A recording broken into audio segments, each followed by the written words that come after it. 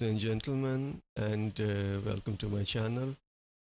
So, today I'm going to have a look at the roadmap, which was updated sometime last week. So, I will just, quickly change onto the roadmap, switch my scene, and let's see what we have on the roadmap updated. So, I um, eh,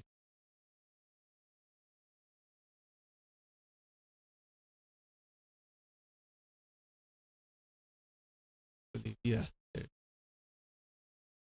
So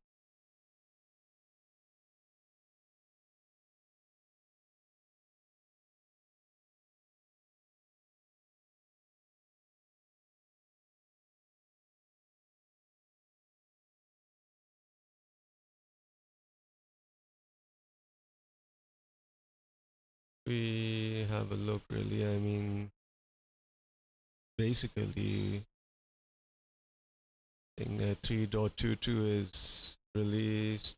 This is released, but we have, I think, yes, 4.0 coming in Q3 of this year. So uh, maybe it could, if all goes well, then I guess we might see 4.0 coming this year. So in the character section, we have this additional player customization. So following the release of new character customizer in Alpha 3.23, this update adds additional hair and facial hair options as well as face piercing. Well, what can I say really? It's good really. I mean, we do need additional, head to, really customize, blend in our characters. So I believe we do need more head.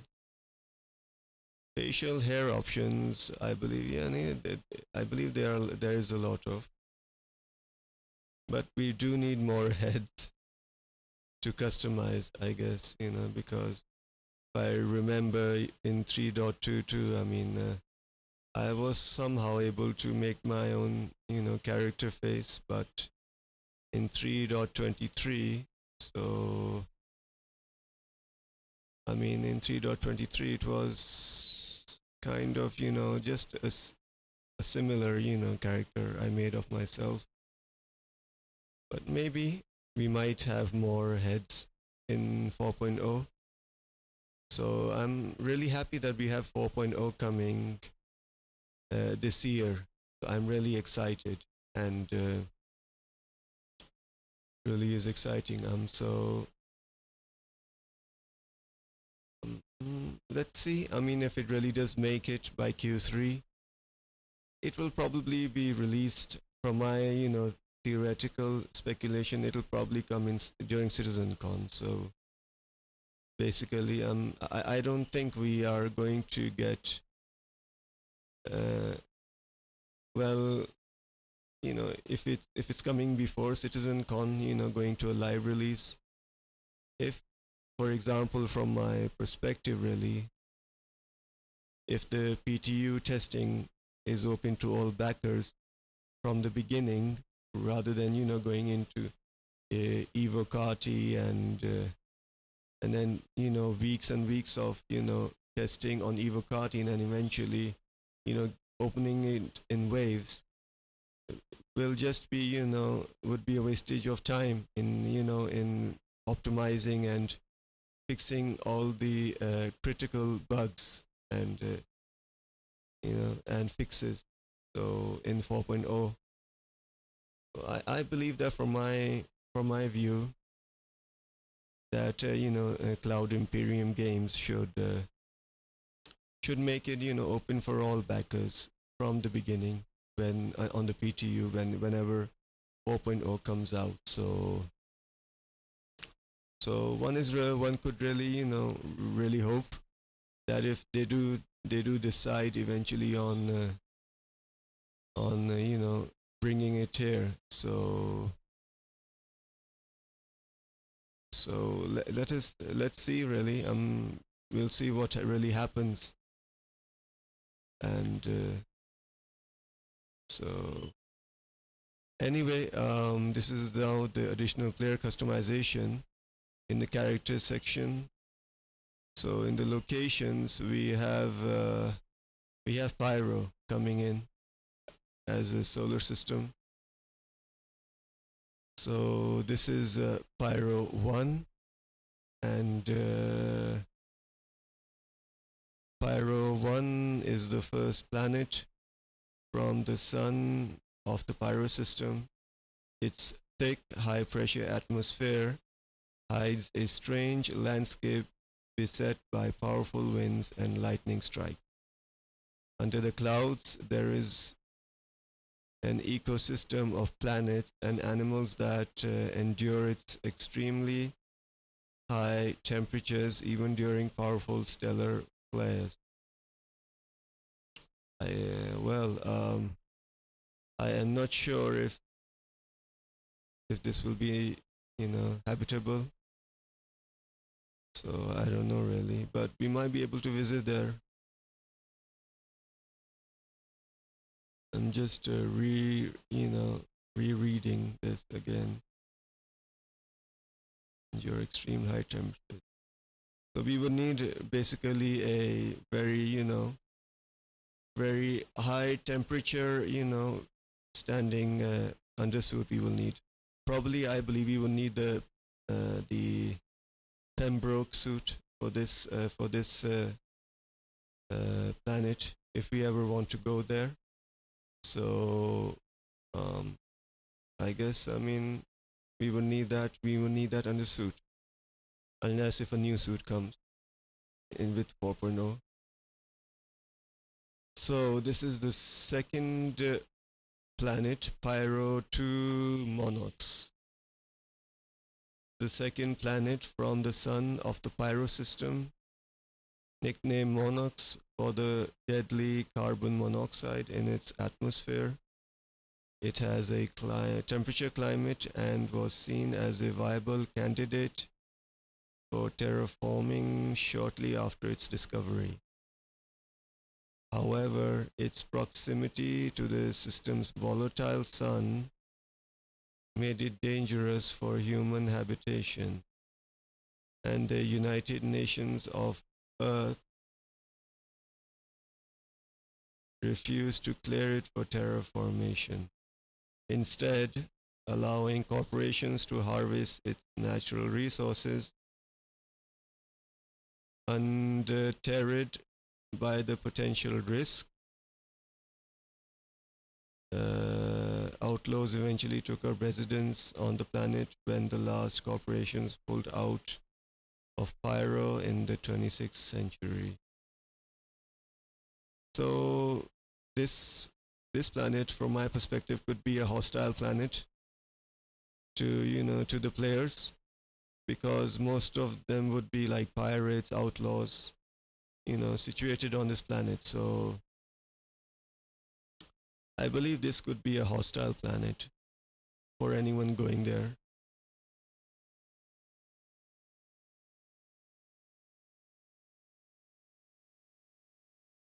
So next we have location is the Pyro 3, which is the Bloom planet. It's called is the third planet. The third planet. Sorry, third planet from the sun of the Pyro system. Cold but naturally habitable. Oh well, that's good. Really, you can really you can visit there, and it won't be that hostile in climate.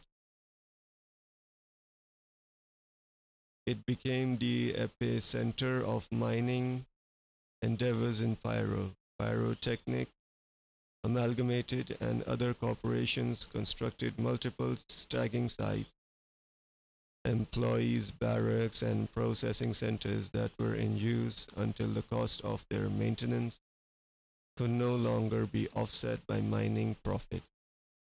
Abandoned when the last active corporations in Pyro ceased operations there in the late 26th century. They were claimed by squatters, outlaws, and former miners who lacked the means to return to the UEE, United Empire of. So, I mean, this planet is habitable, but of course, it won't be very nice to, players coming in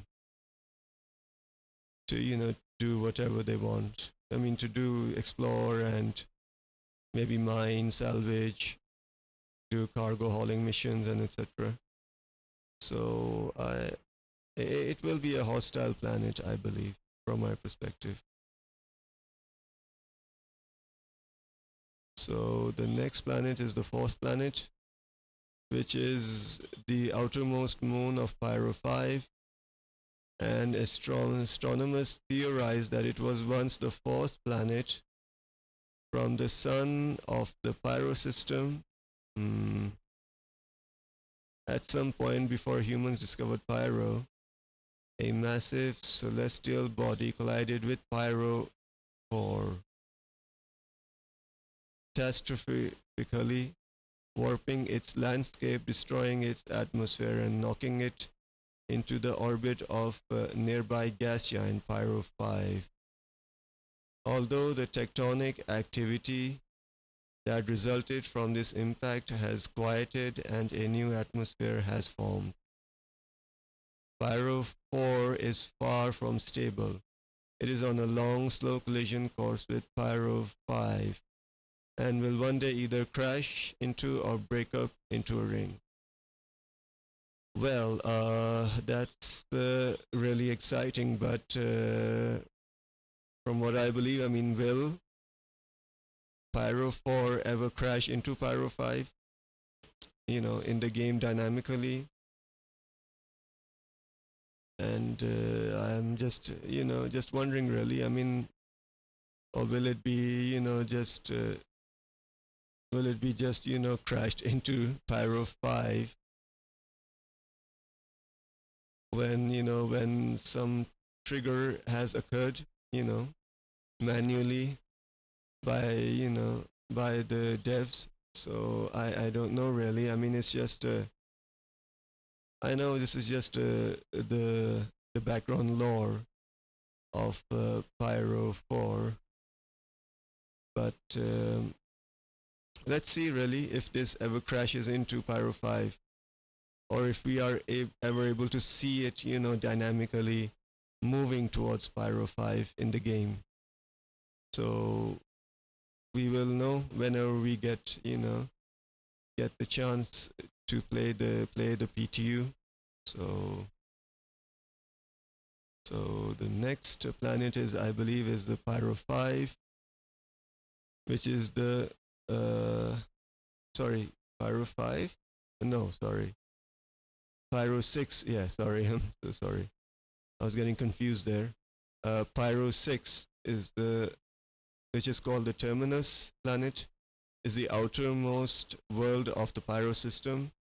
Its nitrogen oxygen atmosphere is technically breathable, but contains high amounts of methane and carbon dioxide. That is, it has a negative effect on one's health. After extended exposure, Pyrotechnic Amalgamated placed their main hub of operations in orbit around Terminus, later abandoning the station when they left the system. So I think this planet could be breathable, but I don't think it would be habitable because of the atmosphere's, nitrogen, oxygen, contents and constituent um, situated in the atmosphere. So So I believe that it won't be habitable. You can breathe on it for maybe short period of time, but I don't think it will be habitable without a helmet, of course. So let's see. I wonder how they will look, the planets, whenever we get the PTU test. And this is, I think, the moon called Ignis, the innermost moon of the gas giant Pyro 5. Pyro system, of course. The multiple canyons and dry riverbeds on its surface suggest that liquid water once flowed there in the distant past. Its frigid average temperature and deadly atmosphere of sulfur dioxide creates an unfriendly environment for those who lack proper protective equipment. Nonetheless, the moon sometimes sees visitors seeking to resupply their air reserves thanks to the small amount of oxygen in the atmosphere.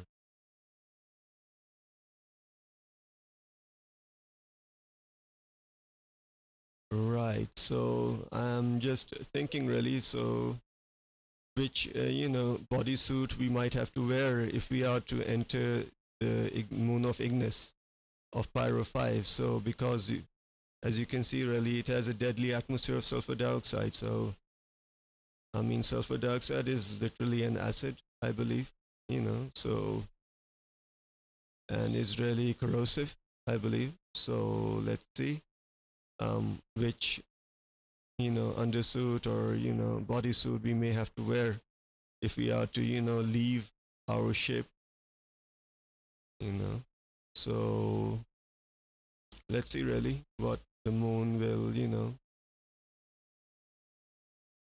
be like in the PTU. So then we have the, sorry, my mouse is kind of like a bit, the roller, the scroll wheel doesn't sometimes function properly. So next is we have jump points. Okay, implementing the first jump point into the persistent universe, connecting the Stanton and Pyro systems together, includes necessary vehicle items and functionality. The jump points themselves and their inner tunnels. I see. So from this this screenshot image,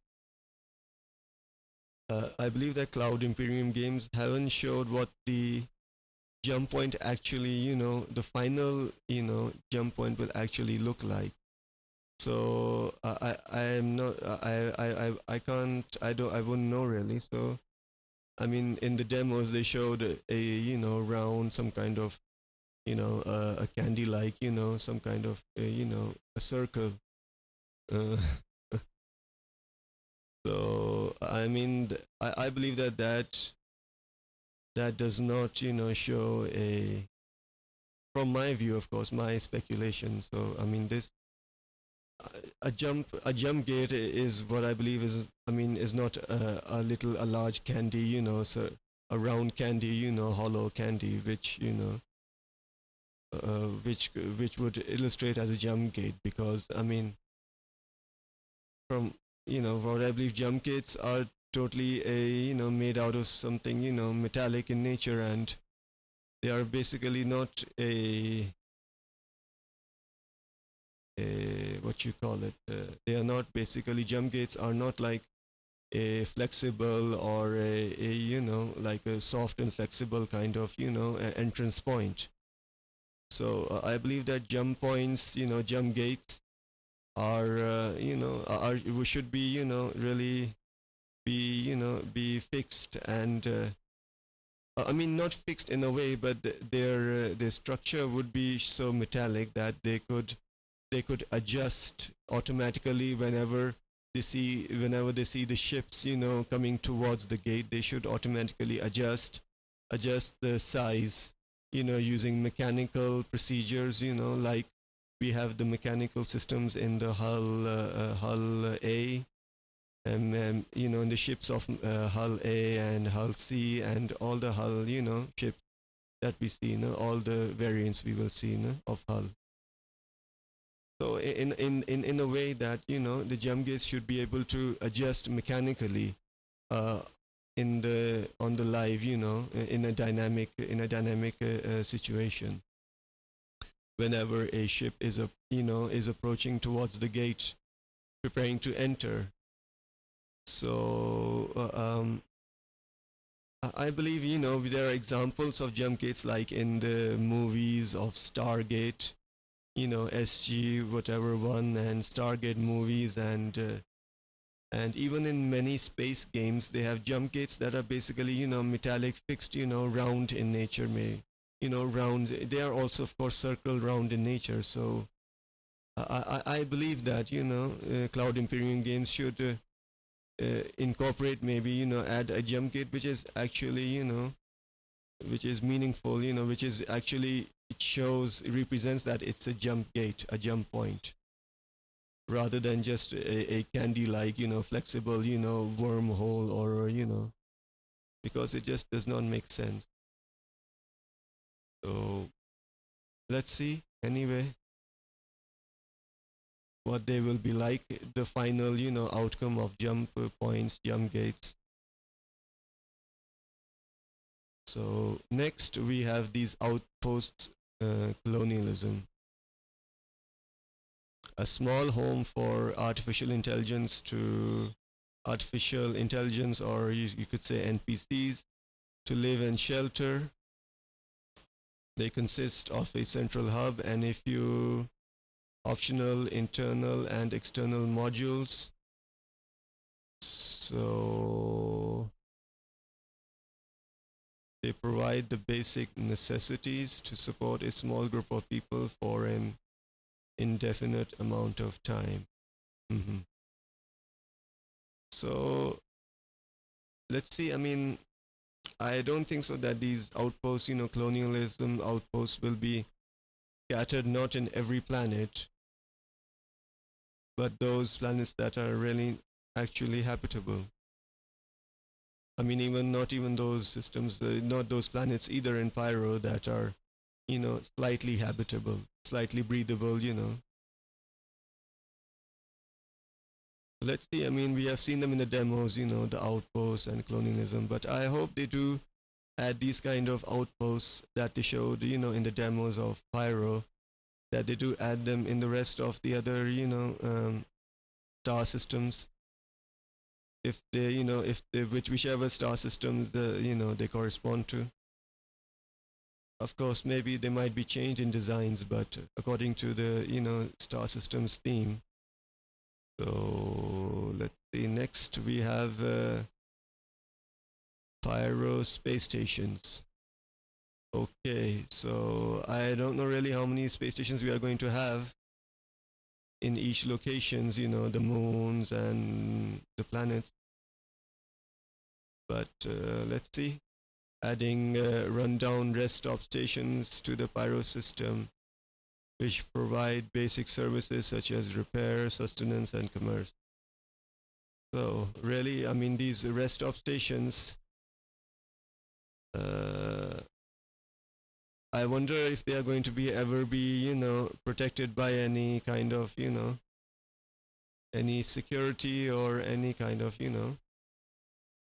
or maybe these rest stop stations might be uh, protected and controlled by the outlaws, situated in Pyro, or and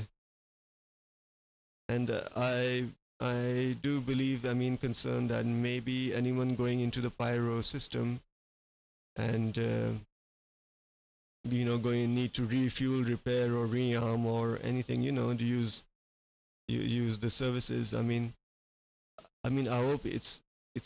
I mean, I'm neither saying that it should be good, it should be bad, but we don't want to end up like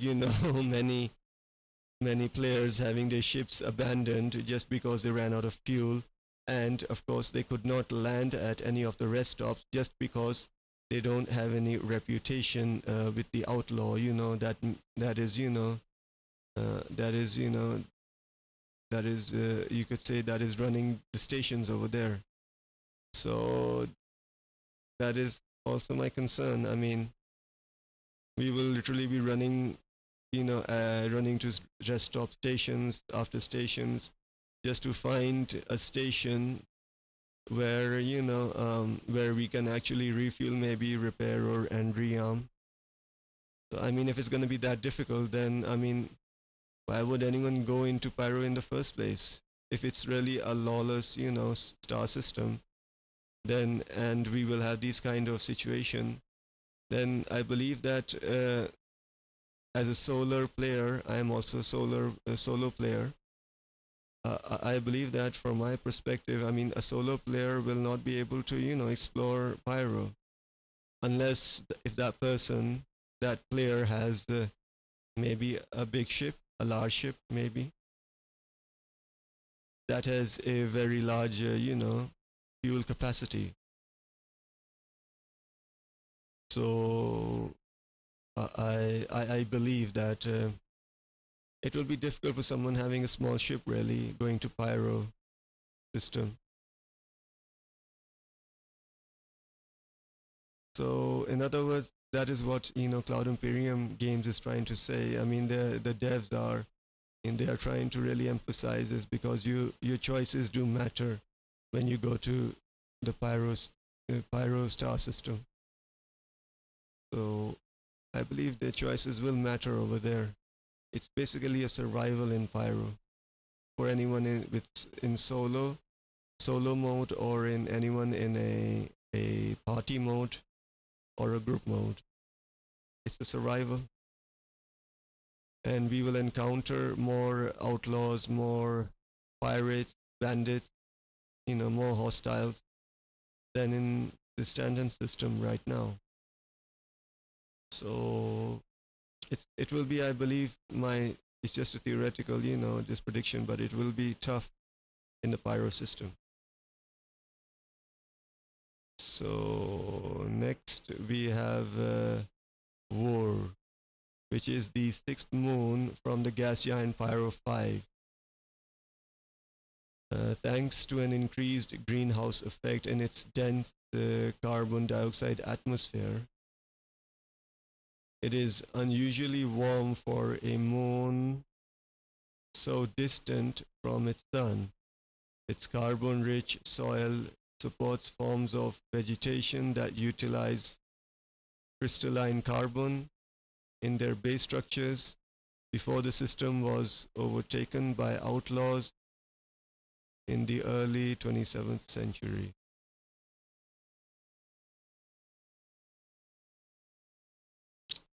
These plants were a popular subject of research among botanists. I believe so. I think this moon will be habitable because of its greenhouse effect. And I don't know really how much hostiles we are going to, receive going to this moon. Anyway, next moon we have the uh, Fuego, it's called Fuego, which is the fifth moon from the gas giant Pyro 5 also.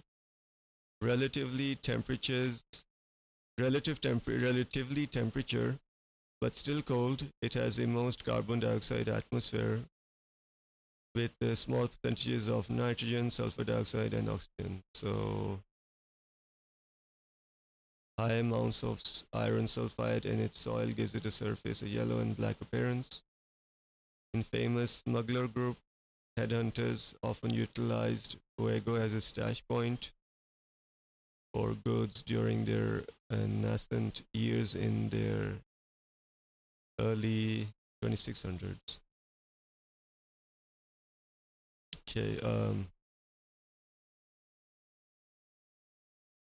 I guess this could be also a hostile, moon for sure.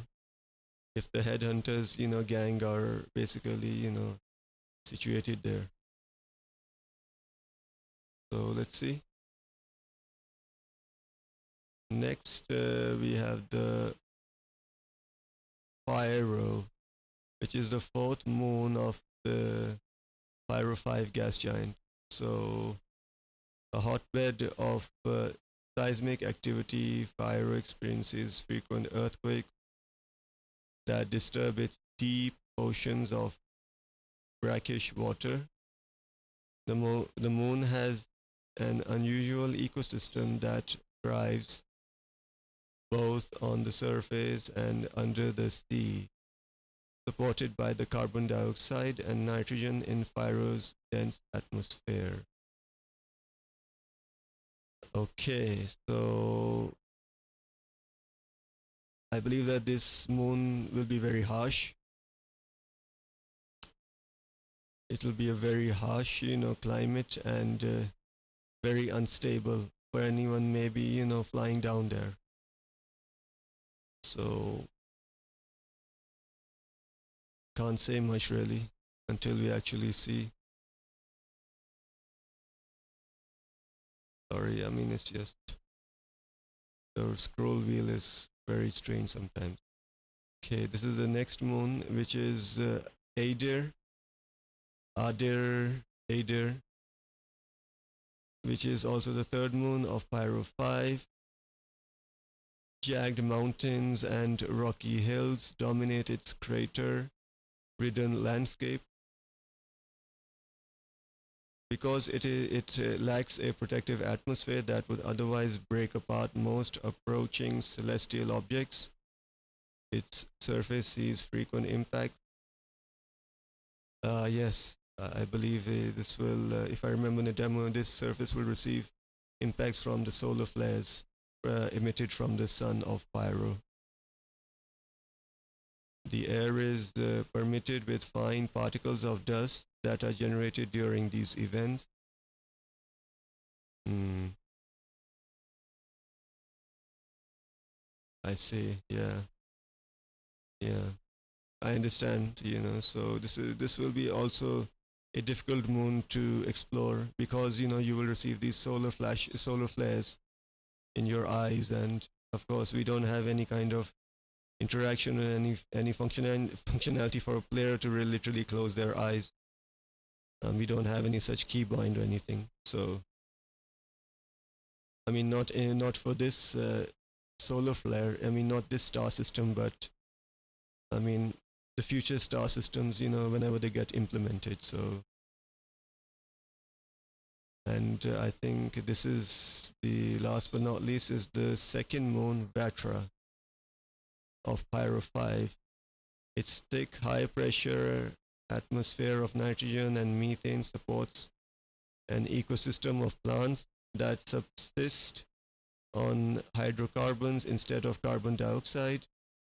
Some water is present on Vatra in the form of ice, but it is too cold on the surface for it to exist in a liquid state.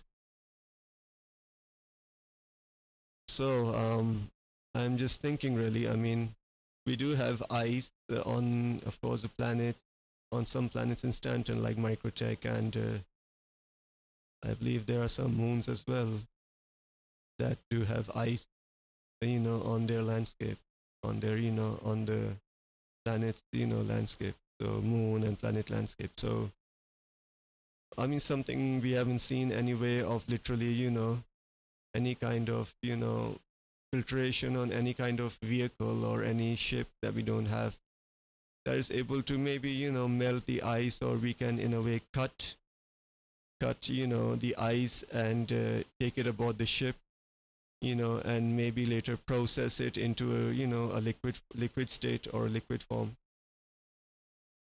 I mean, there are ships, but those ships aren't really designed to maybe, like,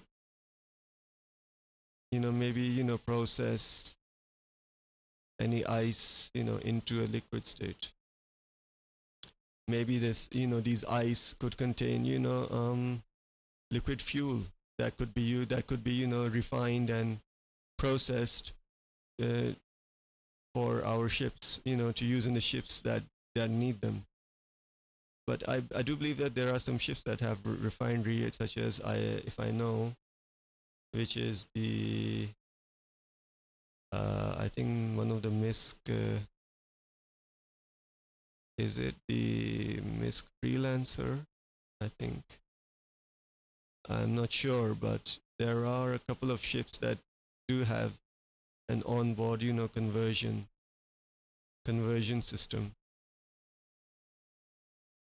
So anyway, we'll see. Really, there are a couple of capital ships, concept ships that are still concept, of course.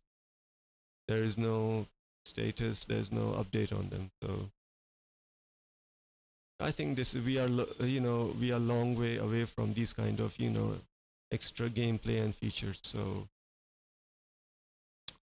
anyway, next locations after we have AI. What is this? This is Quasi Grazer, which is which is a space cow. We call it the space cow. These large warm-blooded herd animals were originally discovered on the vast plains of Quasi on Terra. Okay, most notable for their unusual method of carrying their eggs on their underside. The Quasi grazer has become one of the standard seed animals, and there can be commonly found on most terraformed planets in the UEE. Let's see. It's just my speculated, theoretical speculation that over here, Cloud Imperium Games have, added this Quasi grazer, animal, you know, creature in the game on Pyro, of course, coming in Pyro. So as you can see that the origin of this animal is from Terra, the star system Terra. So and we have a placeholder jump gate for even Terra, Stanton to Terra. So could it be possible that we might be seeing Terra soon? Maybe after 4.0, we could be seeing Terra in a later, in the 4 dot something X patch, in the future, So you never know. We might be seeing in a 4 dot X patch. We might see like new star systems maybe added, just the locations maybe, and I guess nothing else. Next year, somewhat next year. So because we have like Terra, Magnus, uh, Nyx, and then I believe there's also the Squadron 42 location called Odin. So I mean maybe we'll see what we have really. It all depends on really server meshing successfully stabilizing, of course, going successful on a wider and bigger audience platform, no? When of course if CIG ever decides to make the 4.0 PTU open for all backers from the beginning, so you know only then we can know the situation of server meshing, of course, and replication layer. So let's see what happens really, but I am really excited as to this space cow, we call it, as everyone in the community calls it, the space cow. So let's see what gameplay functionality we will have, or for this space animal. So let's see really, just one only, that's it. So one AI entry we have. So next we have the gameplay, and this is the fire hazard, I believe, yes. Implementing the fire hazard system, which tracks fire and temperature on static and dynamic objects. For the initial release, fire will be set up on a select few vehicles. Okay, so you'll be seeing fire, of course, in the game, which has been, in a work in progress for many years, I would say. I've seen, of course, in the videos of Inside Star Citizen and ISC, of course. So it's not much really of an it's not an exciting feature in the game, the fire hazard. So not much really for that. Next is we have the engineering, of course. Allow players to manage, maintain, and repair various ship systems. Players can assume different roles that each provide a unique gameplay loop. With engineering gameplay, the players have to contend with item degradation, malfunctions, and power management. I see. So, I mean, it's a great thing, I mean, it's a very exciting, feature coming, engineering, of course, in the ships. But my main concern is that, I mean, of course, we will be managing, there will be a player who will be, constantly, just, you know, situated on the engineering deck, engineering panel, checking their status for any, checking the status for any, changes. I mean, that's a good thing, but I mean, you can't expect like, maybe, he may be, we would need the one player. There's basically, for example, in the cockpit, there's just the main, engineering, section, engineering panel and everything. And of course, you for this engineering, engineering feature to really work,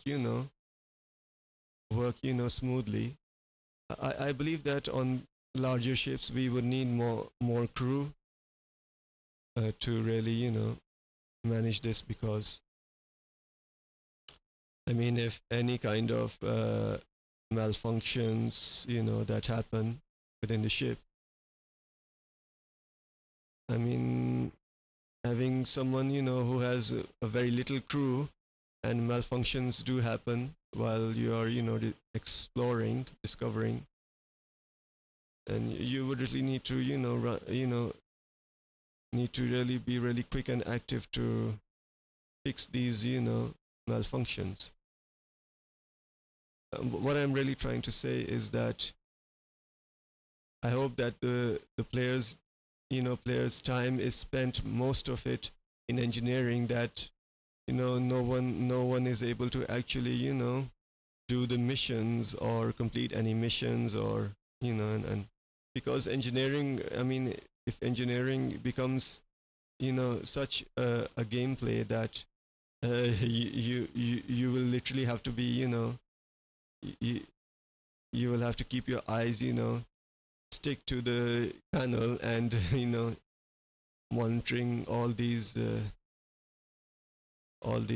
connections with the connections within within the ship or vehicle, ground vehicle.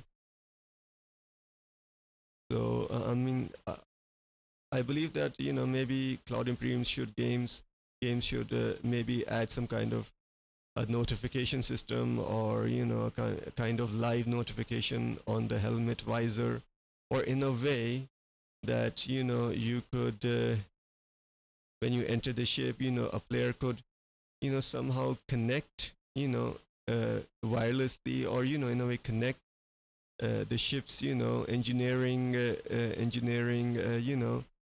status alerts to the player's visor, helmet, in a way that they could basically see, and if any malfunction occurs, they will be able to know what it is, rather than just hearing in the hearing like sounds and in the ship, or hearing like sirens and lights flashing and and such. Because I mean we're in the future. We are like 900,000 years in the future. I mean, this kind of things in the ships shouldn't be there. I mean it should be more of a more futuristic, a more modern and more modern and more sophisticated technology there. So maybe that might ever come, if it ever does. So it's a good thing, but for the people who are solo mining on small ships, it will be also challenging. It will be challenging. So next we have the life support, implementing the first iteration of onboard life support systems in ships, which entails a ship component that generates breathable gas when turned on, and management of said life support component within the vehicle loadout manager. Yes, I see. So, I mean, life support would be in the game, has to be in the game, of course, in the vehicles and ships, It has to be. This is, I believe, is the first step you know, towards a physicalized, life support environment in vehicles and ships. So this will be also a challenging task, if the life support systems, malfunction in a way, or but whatever the reason may be, and I mean, I am also like wondering really that in the future we might have to, refill oxygen to the life support systems within the ship, or or ground vehicles, in order to literally keep our oxygen tanks of the undersuit, and and the and and the atmosphere within the ship, to keep vehicles, to uh, keep it balanced. So it will be challenging, of course. These are challenging, physicalized challenging tasks, even for a solo player or a, group player. Anyway,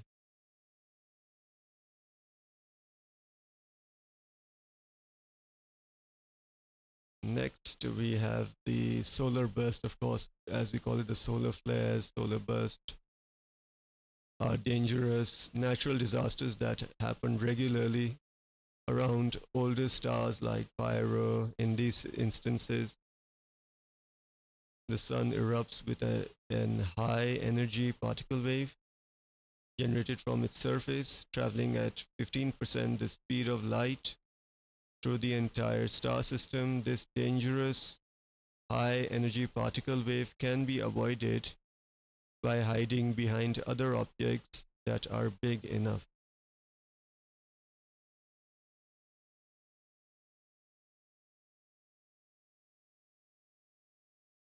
Yes, I am just thinking really,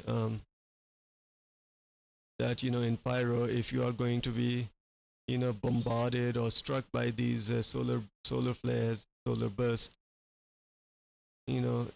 directly on your bodysuit, I wonder how impact is going to have on your health, on your condition, whenever these disasters occur. So I'm concerned that this is also going to be very, very tackling, very tackling and difficult to literally stay in the pyro system. I mean, I'm just thinking really, if you are in a ship, of course, or in a ground vehicle that has the shields and everything. I'm just thinking that will those shields ever protect the ship or vehicle from these solar bursts? Because they are emitting high energy particles, and of course they would be radiative in nature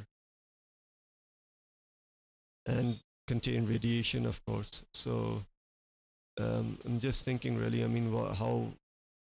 I mean, we can't just all time when you are on ground on a moon or a planet, you are just all time hiding behind objects that are big enough. I mean, hiding behind objects all the time. It's best to just just hide throughout anyway, and literally you won't be able to just complete your objective wherever you are. I mean, it will be challenging, but I'm just thinking that that most of the time is going to be spent on saving yourself from these solar bursts in pyro system, especially out of the ships and vehicle. I mean, Cloud Imperium games really need to introduce something, a kind of clothing, an undersuit, or an armor, or something that will protect us from these kind of these natural disasters when on foot. So I mean, something has to be there, really. I mean, okay. So next, gameplay is complete. We have next is the ships, where we have the RSI Zeus Mark II ES variant. Building, balancing, and implementing RSI's small multi-crew ship, the Zeus Mark II ES, into the game. So, I mean, you could say that this ship is basically a collector's edition. It is basically a legendary ship in the lore of Star Citizen. So, it's basically, I would say, a collector ship. I mean, nothing more, nothing less, really. There's not much to say, really, of the ship, except, one can just uh, look at the design of it, like the design and everything, the outer design. There's nothing much really in the ship. Next, we have these MFD multi-function display, rework and new displays. Rebuilding ship multi-function displays in building blocks, including new design functionality and customization options. This update also includes a select number of updated ship HUDs, giving greater visibility as well as a manufacturer-based visual overhaul. Okay. I mean, we the current MFDs we have and displays in the ships and vehicles, they are kind of outdated, but they do function, of course, when you interact with them. But of course, the main problem that for many years we have been having since 3.0 ever came, or maybe before 2.0 ever came, 1.0 ever came, the main problem we have been having, players have been having, backers have been having, is that these displays do not persist whenever you exit the ship or log out of the ship.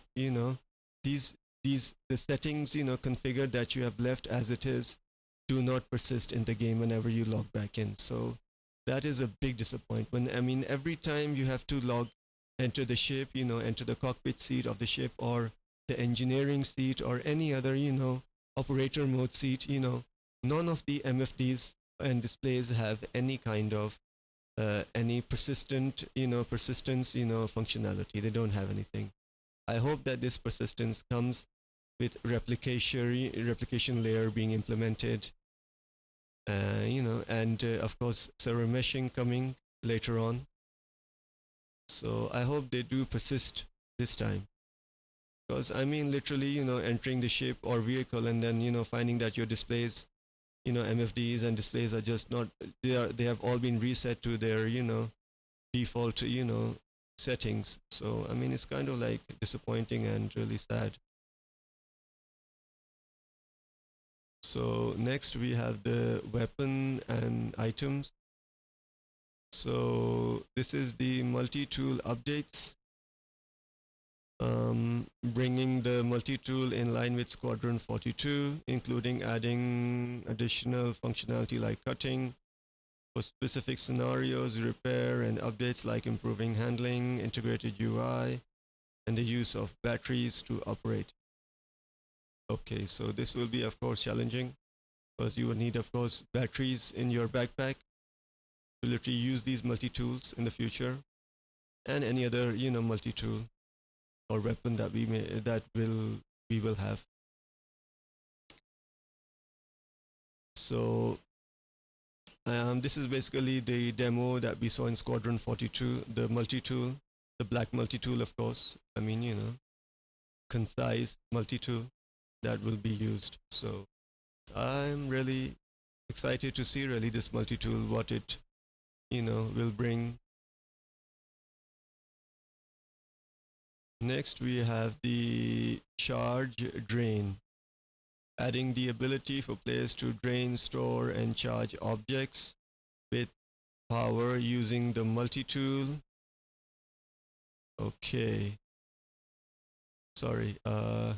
Includes the ability to overcharge objects and also remove distortion damage. Yeah, so basically I believe using, to drain, store and charge objects with power using the multi-tool. I'm confused by this, but anyway, I mean, I don't know really. I mean, what function will this give really in the game? I don't know really. I really have no idea this function of this.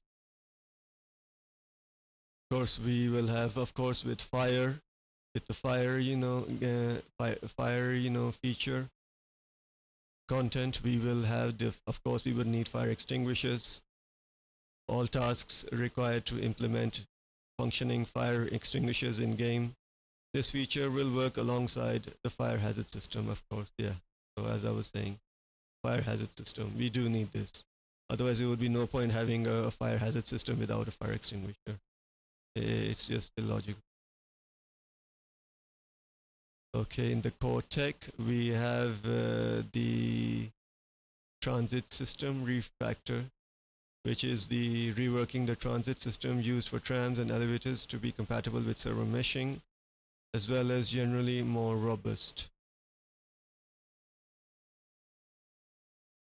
I don't know really. I mean, the transit systems. I mean, how better could it be done? I mean, because if it's to do with physicalization, then I guess it could maybe bring better transit system to the whole verse. So I mean, there's not much really here in this. Really, it's basically just an upgrade to the transit system. Next, we have the mission system refactor, reworking the underlying mission system to become compatible with server meshing, allowing for easier creation and maintenance of mission content. Yeah, so basically we do, excuse me, basically we do need a rework of the mission systems right now because they do need they do need a little bit updating because I believe that the missions are not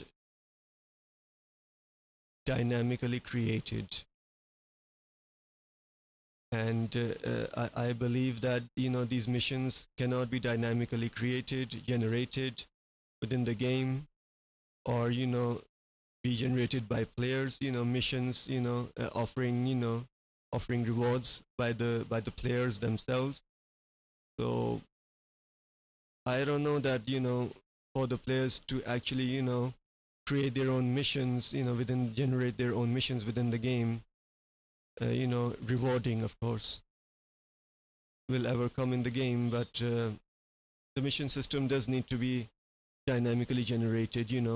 For example, like whenever dynamic economy comes in into play, properly, fully. So NPCs will, of course, will want, NPCs will create, generate missions for players to maybe accept. So I mean, something like that, will also be needed in the game, of course, by for NPCs generating missions for players to complete. So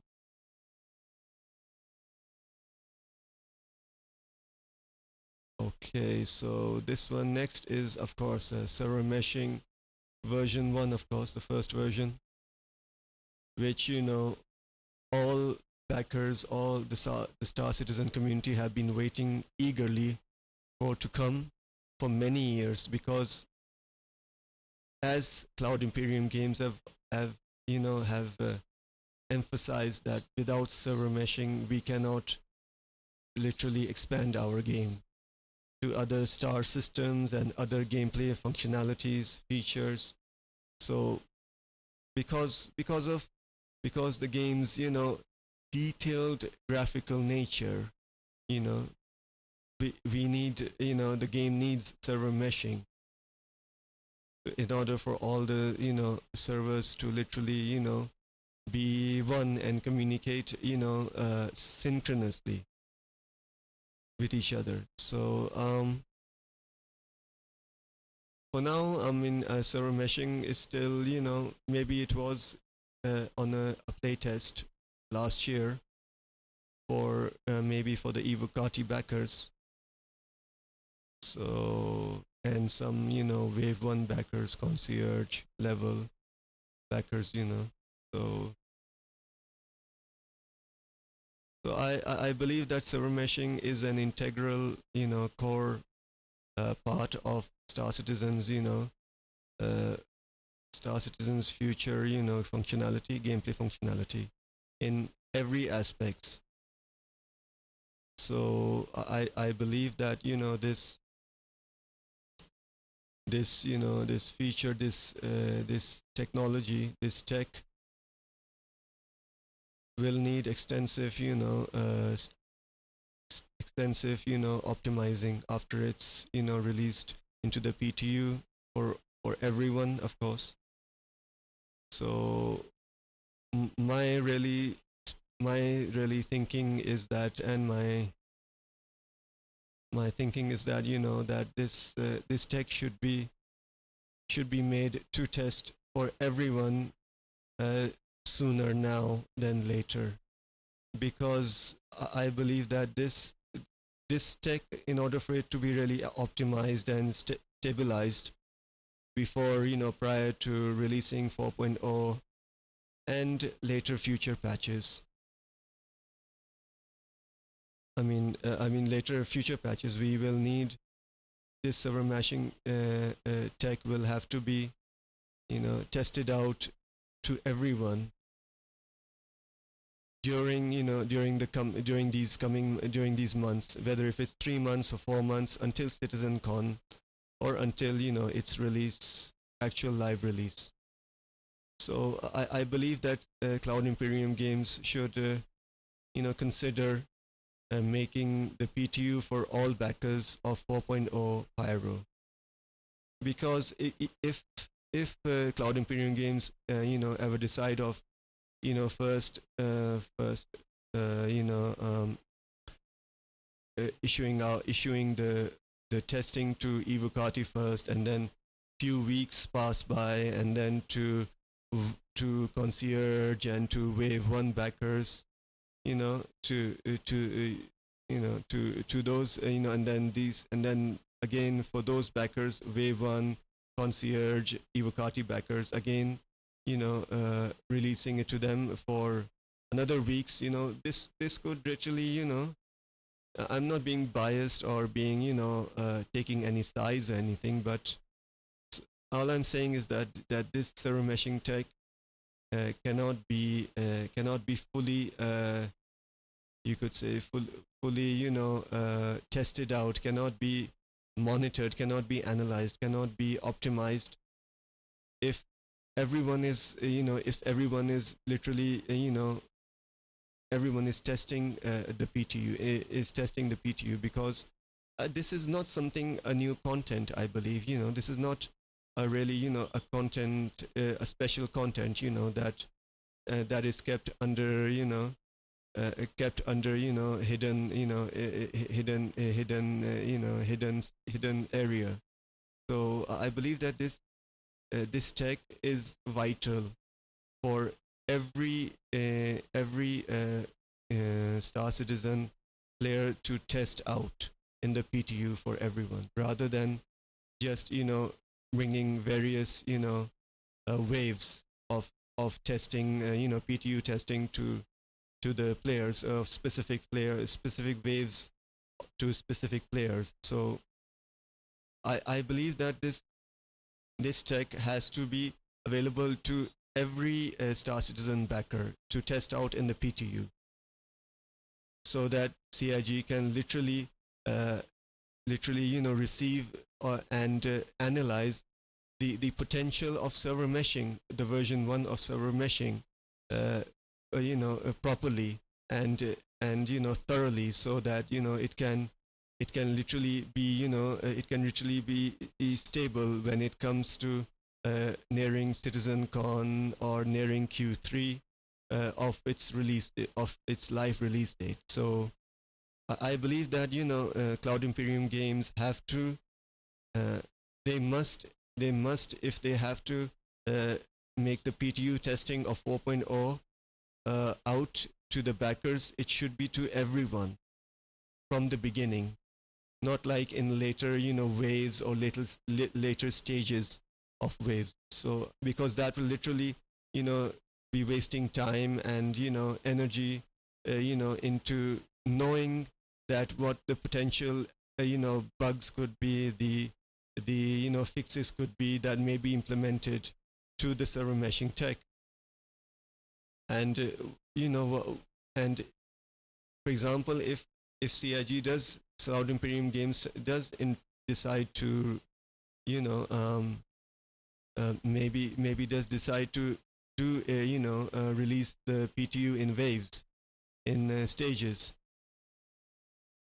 you will literally be your server meshing tech will be delayed even after CitizenCon. It is my my prediction that this server meshing tech could never be ready for CitizenCon, which means, of course, 4.0 will never come on time. Of course, will never come in Q3. Probably it might come maybe next year.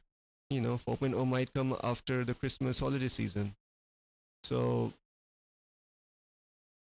I'm just it's just because if that situation comes, then I believe that this could greatly impact Cloud Imperium Games, their reputation, uh, their their reputation and the trust towards the backers, for what the backers have been eagerly been waiting for many years, and what Cloud Imperium Games have promised to bring server meshing, of course, this year. It is not something. I mean, it is something to be excited for, because if you think about it, all those all the legendary backers who have backed this game since the beginning, since the beginning, the crowdfunding was started. So I am not a legendary backer. I have basically backed in 2018, in February of 2018. So I am literally I'm literally just a new backer. So I'm not even an old backer. So with with such a little time I've been in the Star Citizen project, of course, in the game community. Uh, all I'm saying is that uh, this tech, server meshing tech, should be made to test in the PTU for everyone from the beginning, rather than rather than releasing the PTU in waves, in stages, in levels.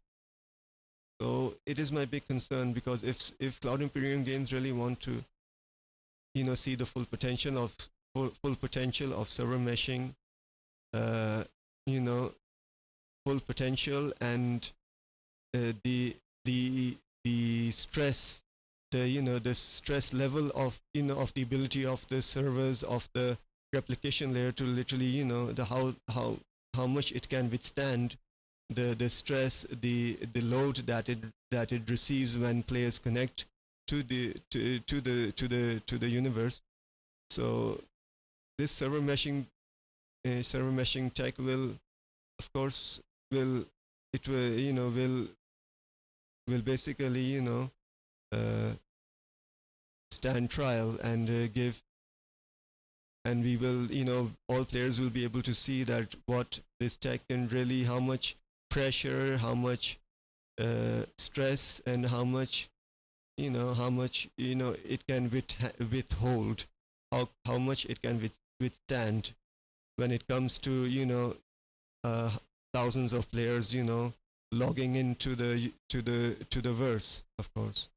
Each server, how much they are, how many player capacity it can withstand this server meshing tech, and how fast it can literally, allocate players, to the within the universe, how fast it can literally, migrate players, or process all the persisting entities. So all I'm saying is, all I would, really like to say is that, this version 1 tech is basically the ground version of server meshing. So in order in order to see really, for any backer, all players, logged into the star system, and logged into the universe. I mean, the players, will this will basically show a test of time that can server meshing can really perform its function when it comes to, you know hundreds and thousands of players. For example, a party of maybe 1,000 or more players, can they actually, jump from one star system to another, uh, simultaneously, through the wormhole, through the, jump point, tunnel? Can they really, uh, you know, quantum, quantum them? The ships can quantum, simultaneously, all these hundreds and thousands of players in a party mode. Can they really, travel from one star system to another, when it comes to, like, having like these big fleet battles, and, for example. So I would really like to, really say once again, really, that Cloud Imperium games should, should should basically make the PTU for server meshing, and for, 4.0, and, beyond. They should make it, open for all backers, rather than bringing it in waves, stages, or levels of PTU. So anyway, this was 4.0, and we will see after 2 weeks if any updates have occurred. So I am basically thinking of, basically now I'm just thinking that I should, I will play a little bit of Star Citizen, and maybe check out the, Grey Cat rock mining, for a bit, really. So let's, let me just load up the game, and see if anything, if I can really load back into the game, of course. So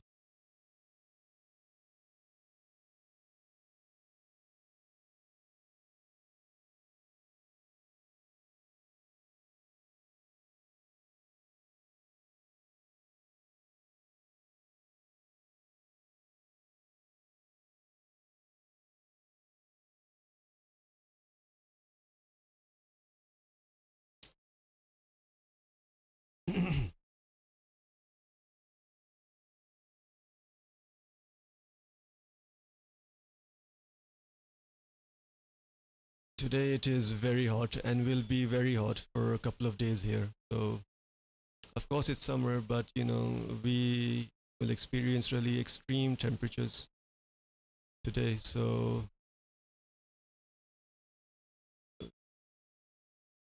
waiting for the game to load.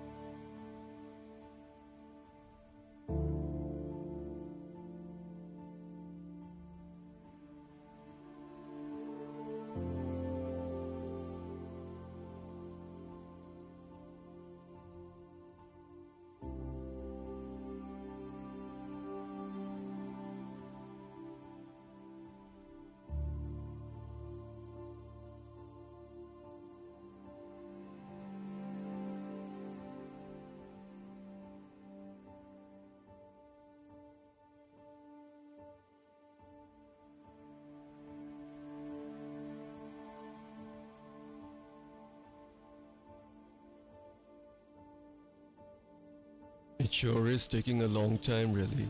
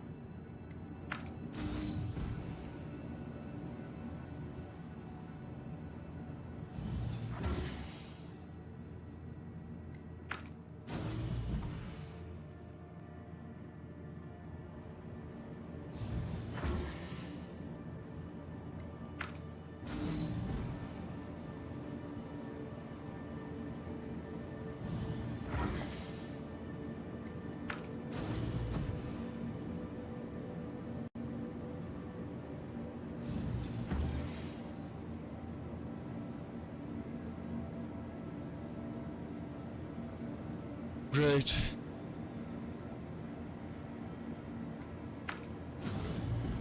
Exciting.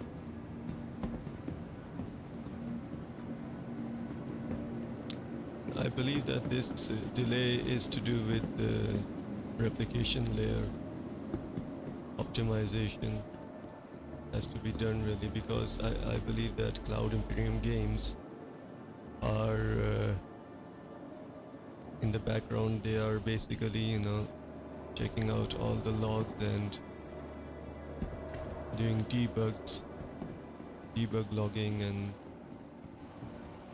checking out the performance of the replication layer. Welcome to the That is why ASOC in vehicle some retrieval places we system. might see a slight delay between the two.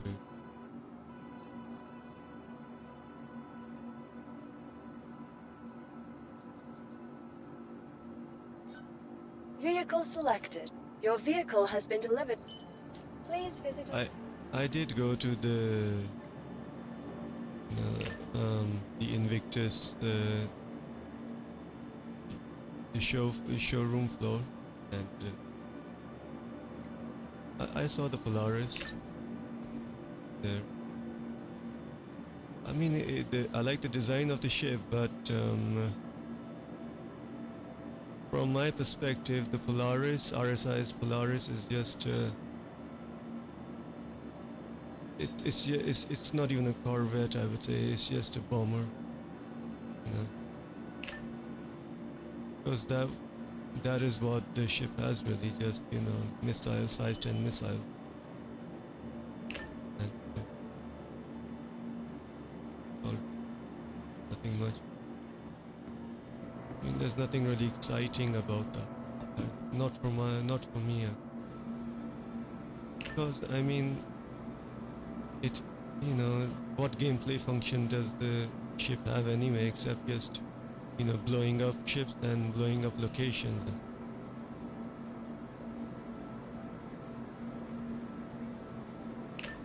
I believe that, I mean, rather than the RSI Polaris, we could have had a Drake Kraken actually coming in.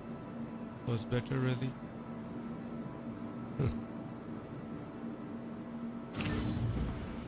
I mean, not the privateer edition, but only the Drake Kraken base variant. So,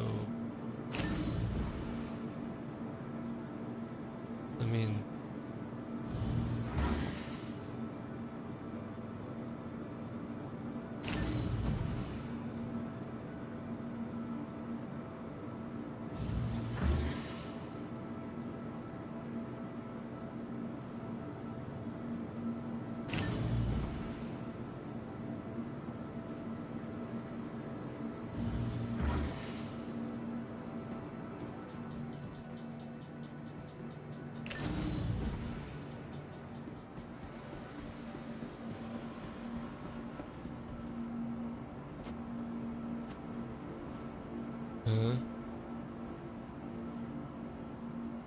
interesting.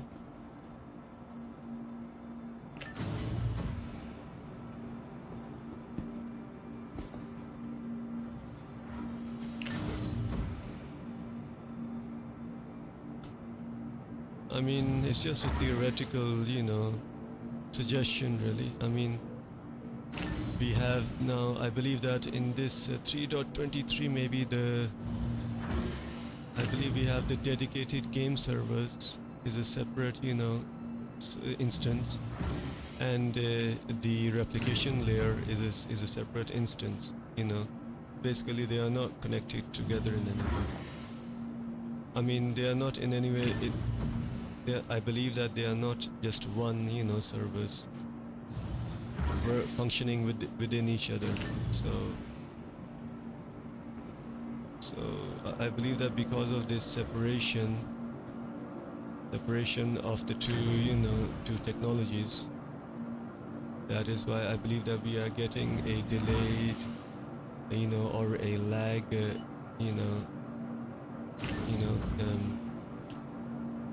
result from an input. I mean, it could be, maybe it's just a theoretical suggestion, but it could be approved, improved if some kind of, between the two servers, if some kind of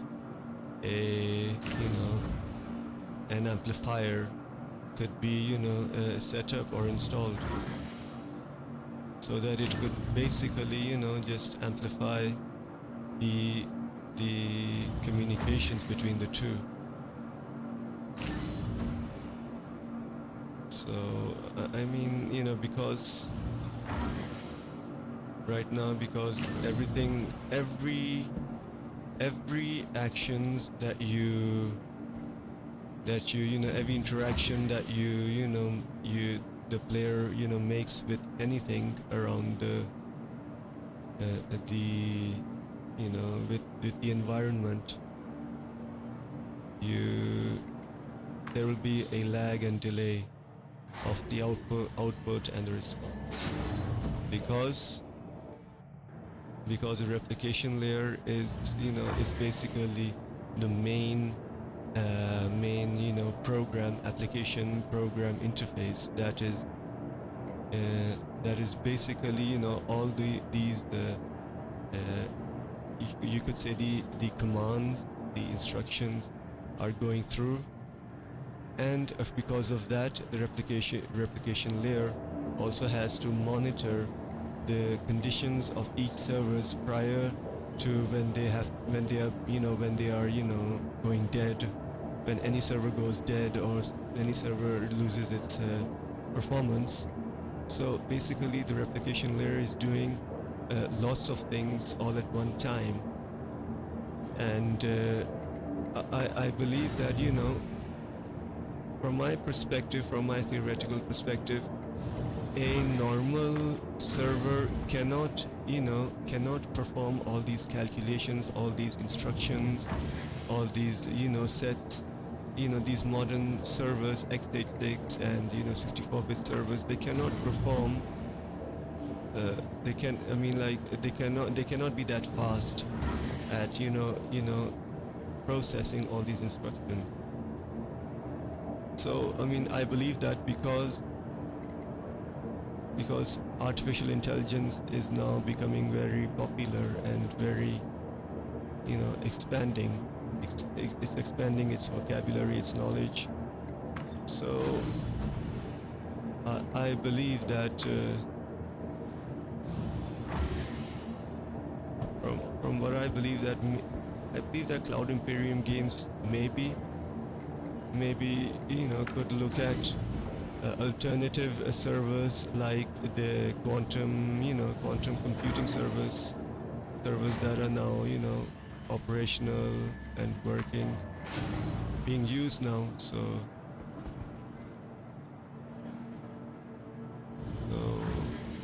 I believe that Cloud Imperium Games could look at that alternative.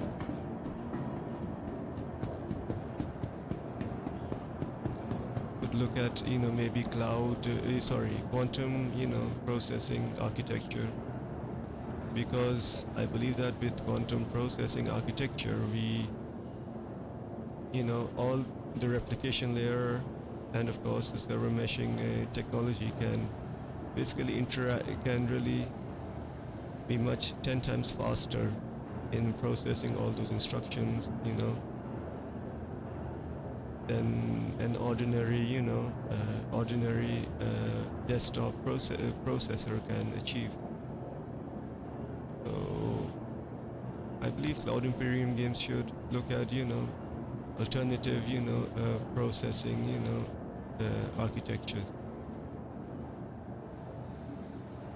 I believe that it's that artificial intelligence, basically quantum processing, is being used to basically to basically power artificial AI. Quantum processing is being used. So maybe Cloud Imperium Games should look into those factors, those architectures in the future.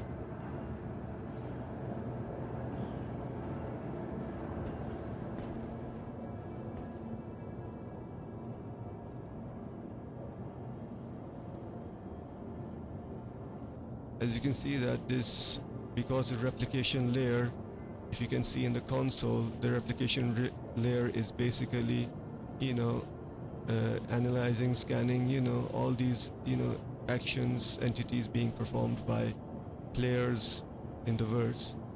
It is trying to clear, you know, remove those, you know, entities that are not being used, at the same time as well as monitoring servers, you know, conditions, their health.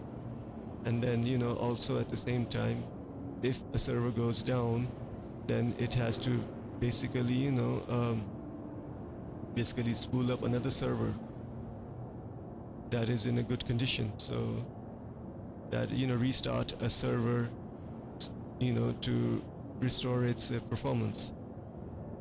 So the replication layer is basically doing everything, and it needs I believe that it needs quantum processing to literally, you know, perform all these, you know, actions, all these, you know, commands.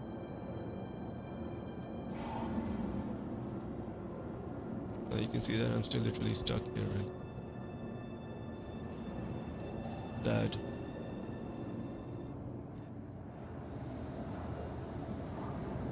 can't even get up to the ship, really. The stairs. That.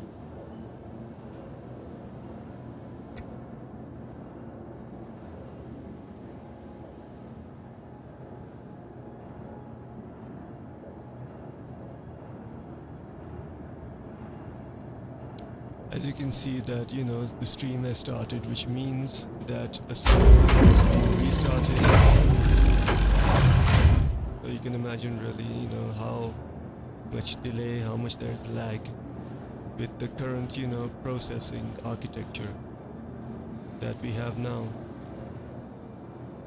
I believe that quantum is, you know, 10 times faster at achieving those results than an ordinary server.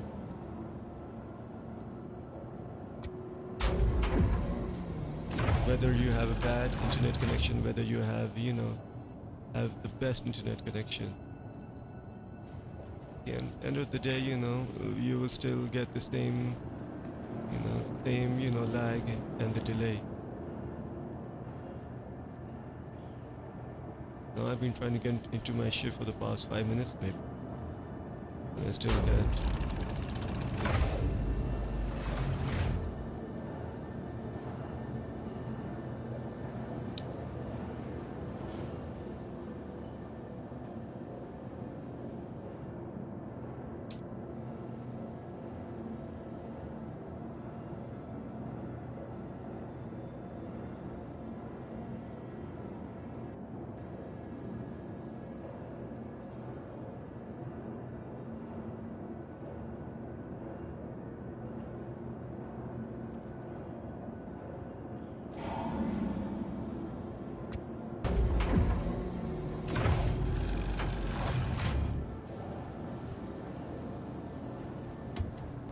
See, now I'm able to get up the stairs.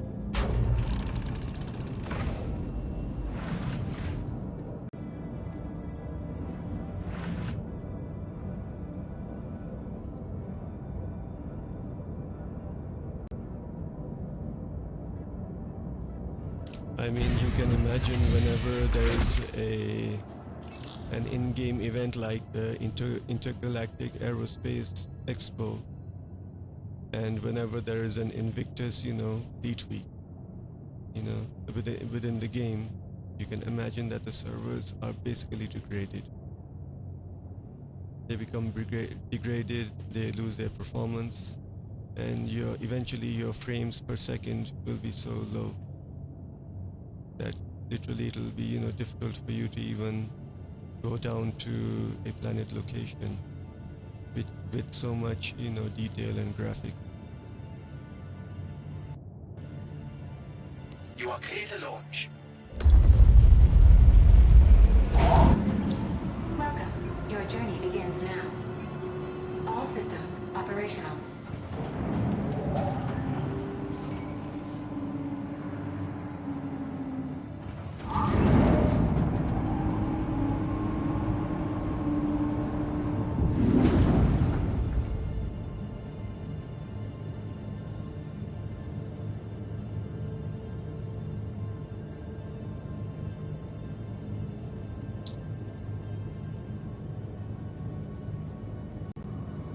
Launch I complete. think this is not a bug, but I believe it's because of the delay.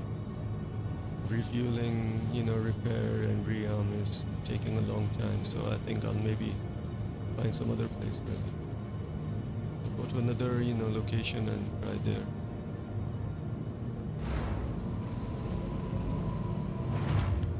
Landing gear. Retract.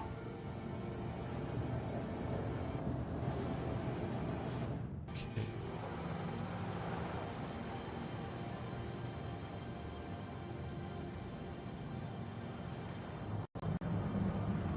Anyway, Thank you, and please visit again. let me check the map out.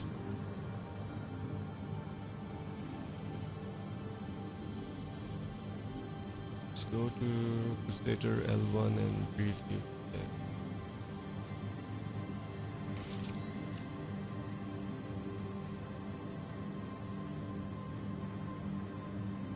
Could be this station.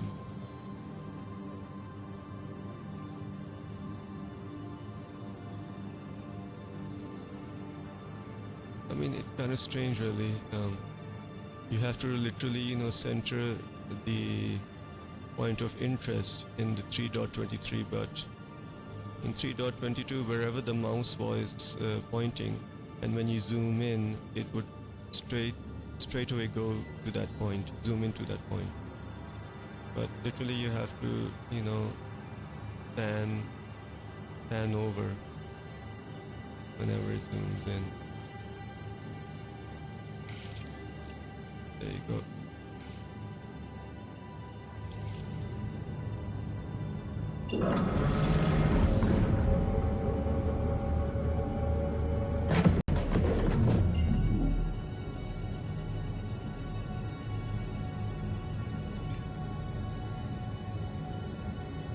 Quantum travel. Engage.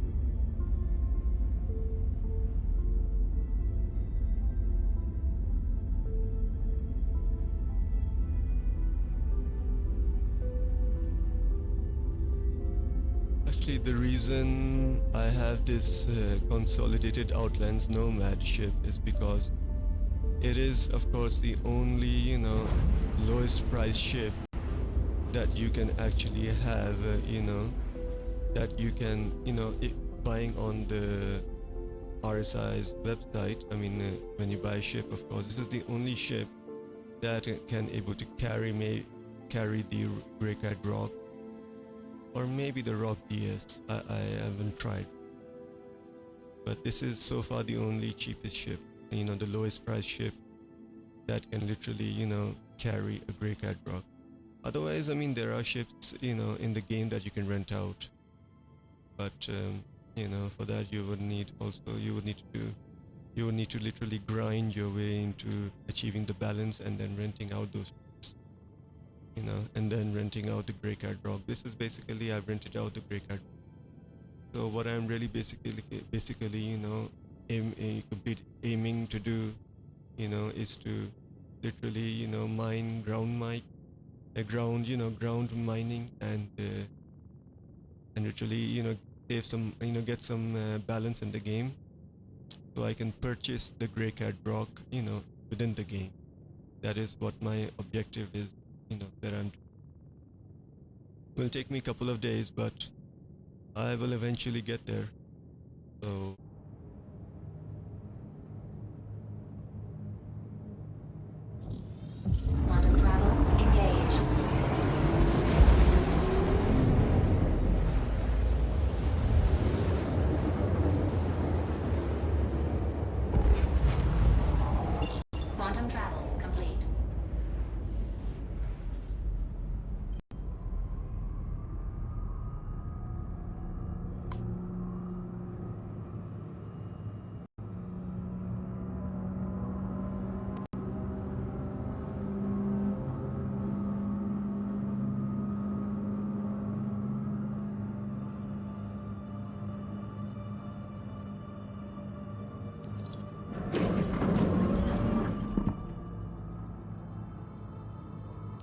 Please proceed to assigned landing bay.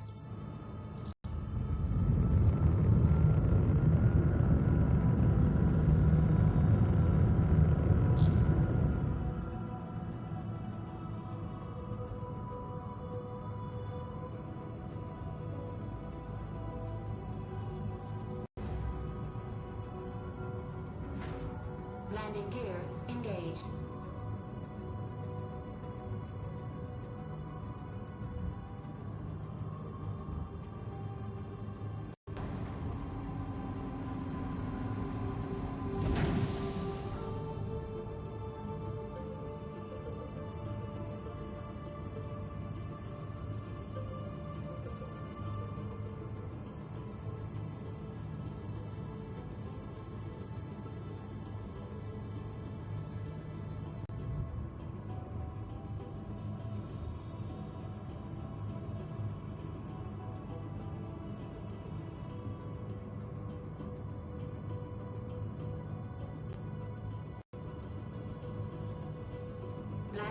Landing complete. Have a pleasant stay.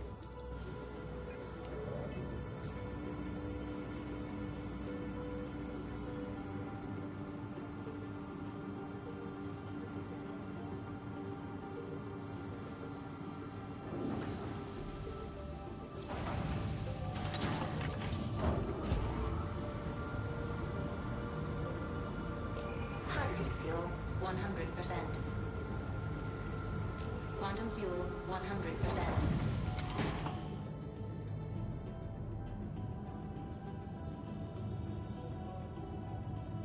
Restore.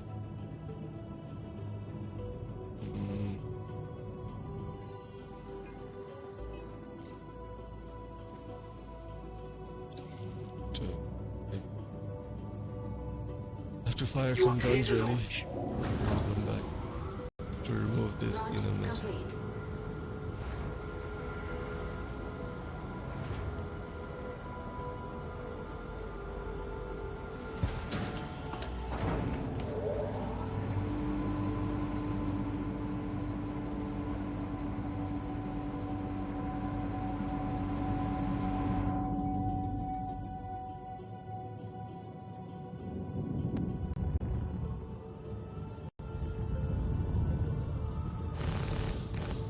Thank you, and please visit again.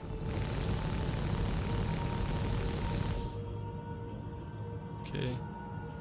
But Please proceed to assigned landing bay.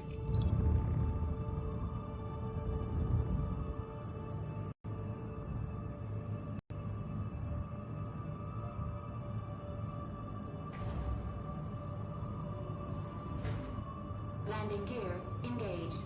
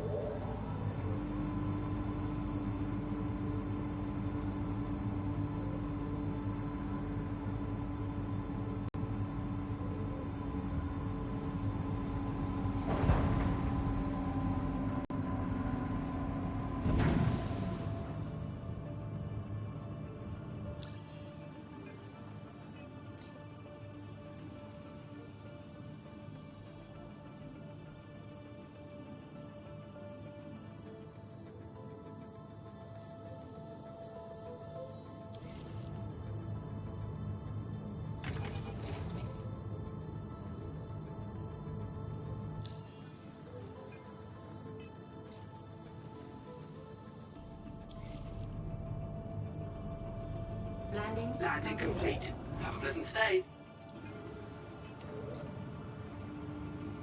no.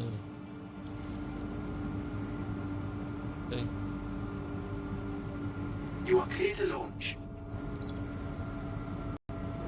Launch complete.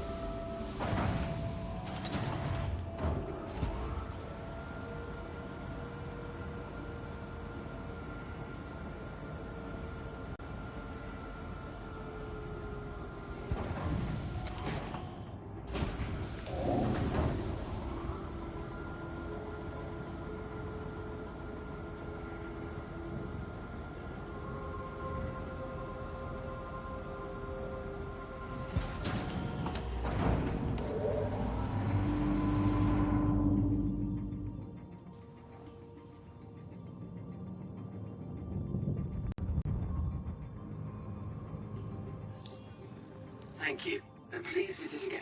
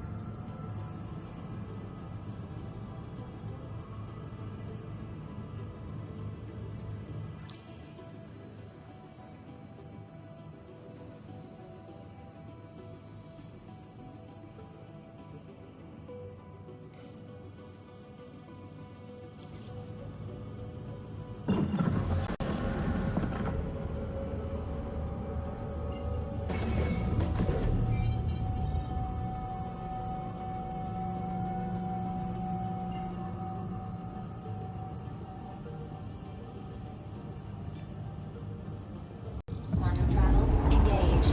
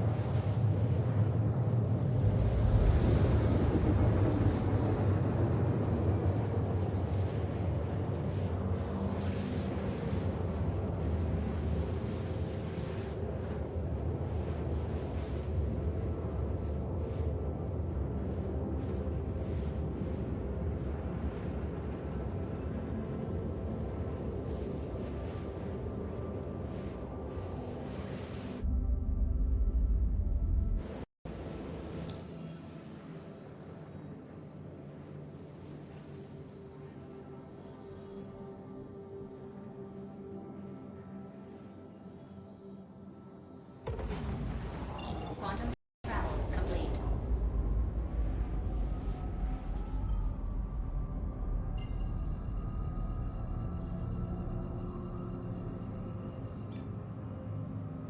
Quantum travel engaged.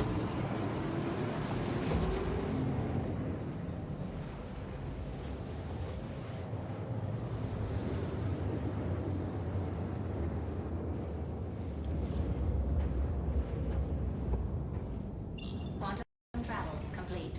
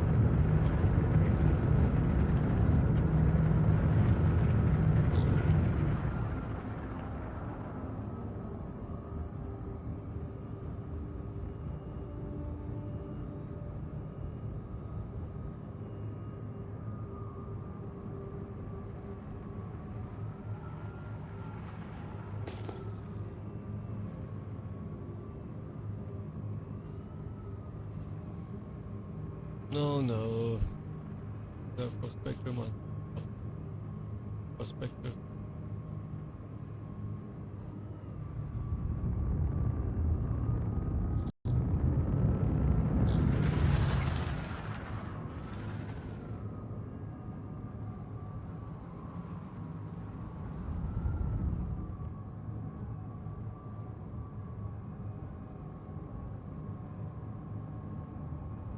Oh, I think we just found some.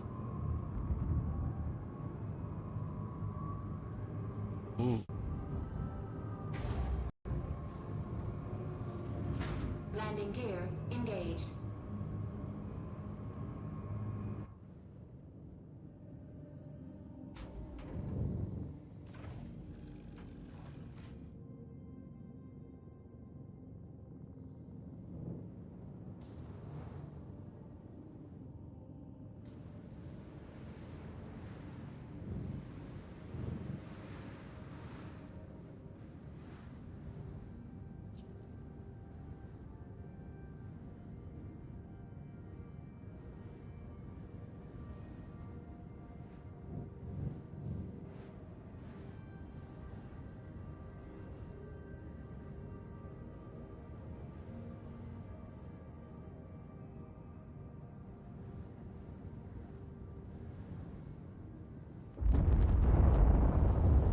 Engine systems disabled.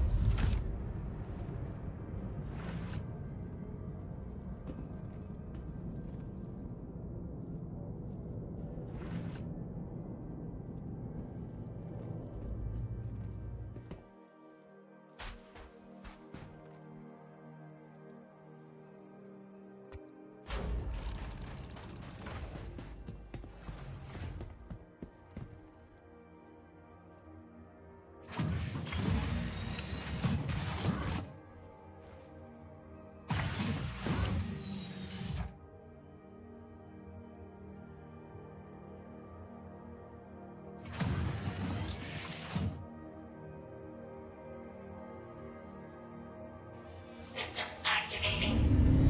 Systems on.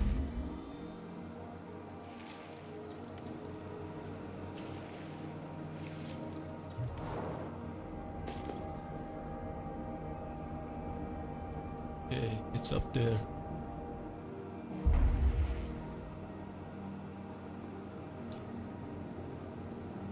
Of course, one thing that Cloud Imperium Games has still not fixed is the Grey Cat Rock's ability to climb up the mountains, climb up hills. See, if you can see, literally it's just just cannot get up there, and it's and it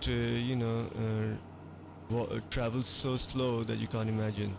See, the speed is so slow, it's like literally like a tortoise. Before it was kind of fast and could easily get up the mountains. But now the speed is so, slow, it's literally just, it's even worse than you could say, the speed is literally worse than an STV or a PTV buggy actually. So you can't even literally get up to those places. Literally impossible. But maybe there's I believe is one way that you can just maybe just oh no.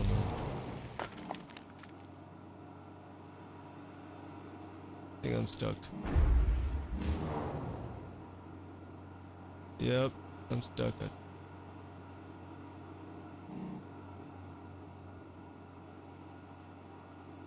My day.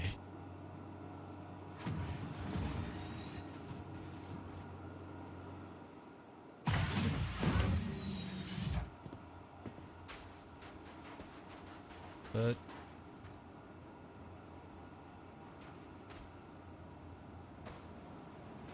I am literally stuck.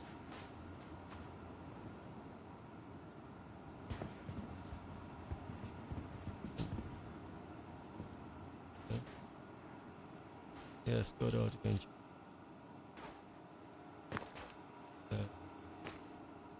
I believe that this area is a bug.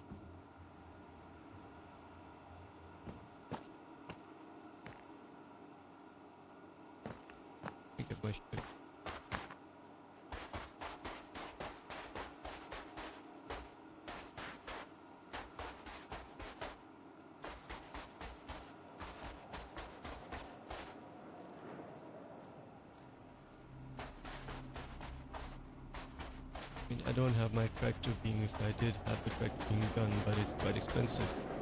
It's around 19,000 Alpha UEC in the game. So yeah, I think I can save up to get it.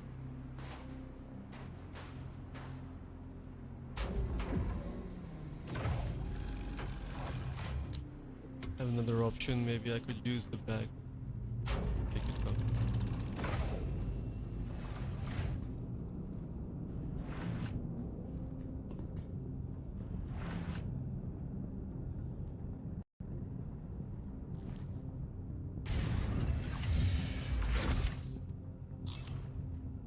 Engine systems enabled. Launch complete.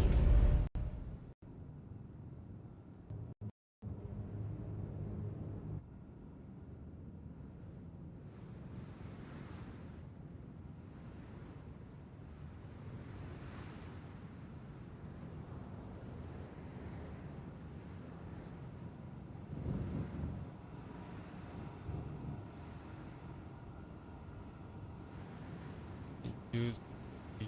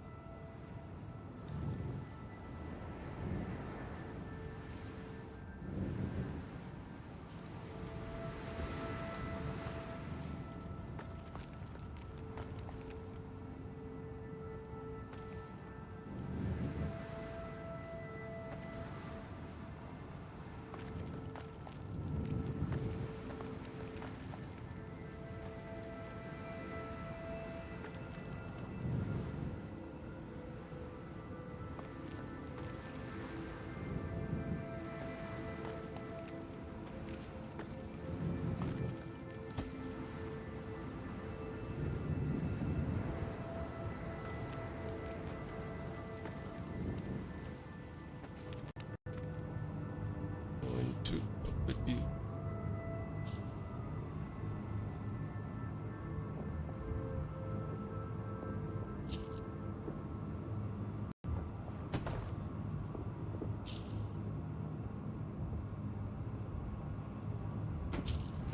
Friendly fire.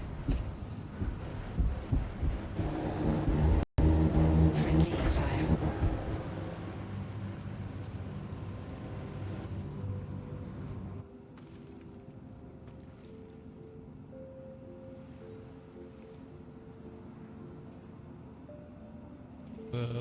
Game out. French.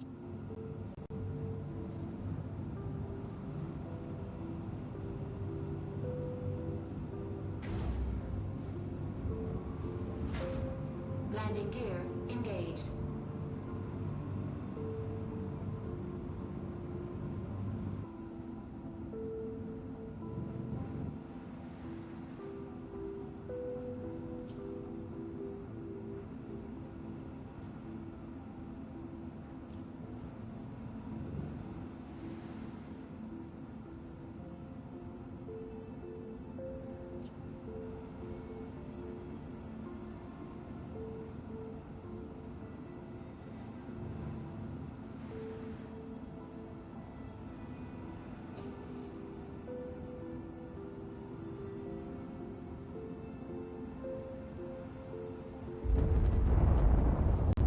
Engine systems disabled.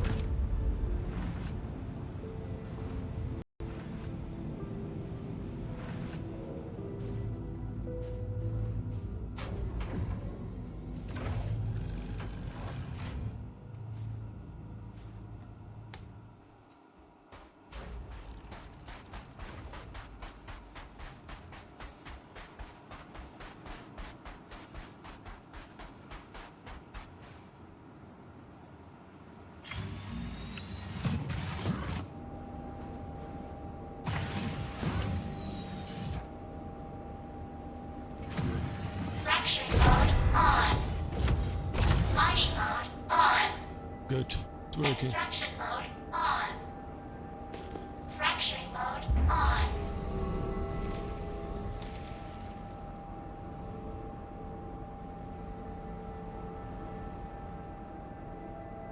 Yes, it really is difficult. Yeah. You Mining can't, mode it, off. the rock can't even get up there. And it's actually going through the ground like, I don't get it. Going like crazy in the ground. I don't understand.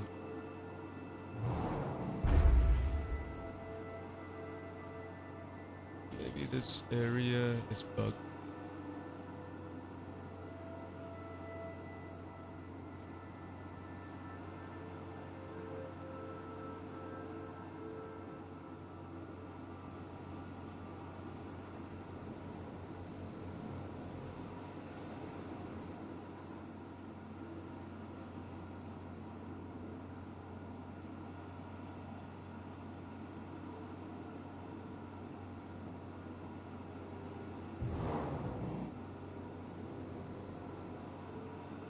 Maybe I'll try reverse my way. Or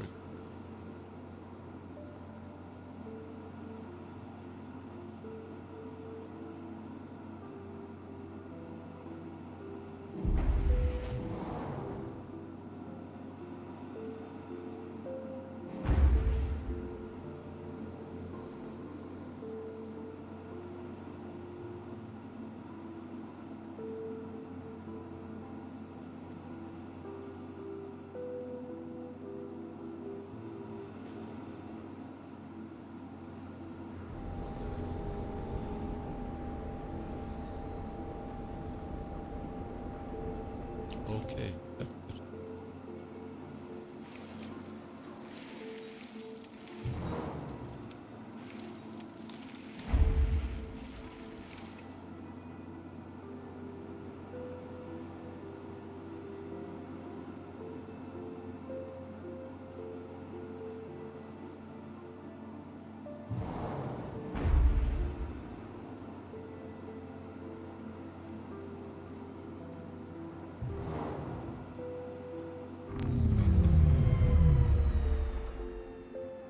Fracturing mode on.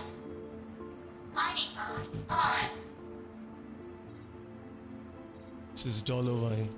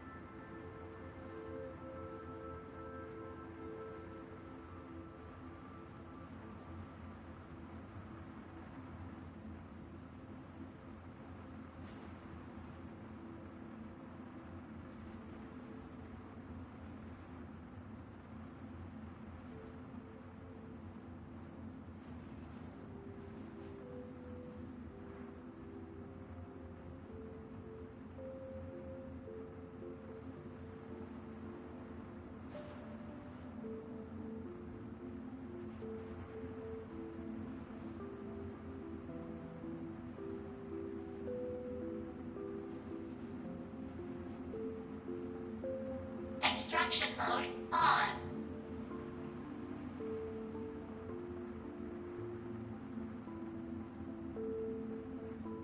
Systems activating. Systems on.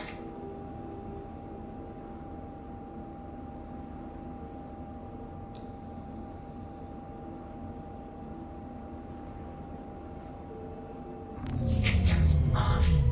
Weapons power low.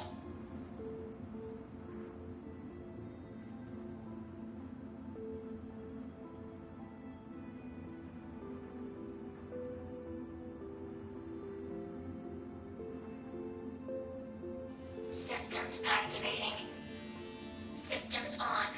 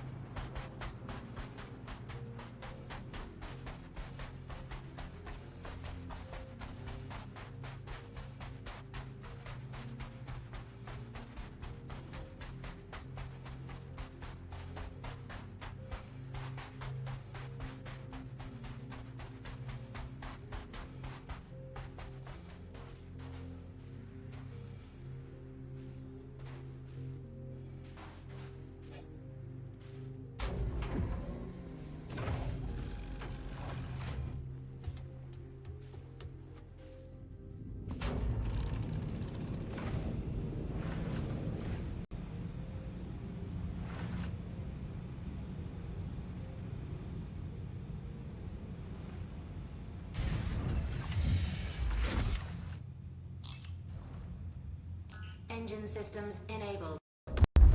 Launch complete.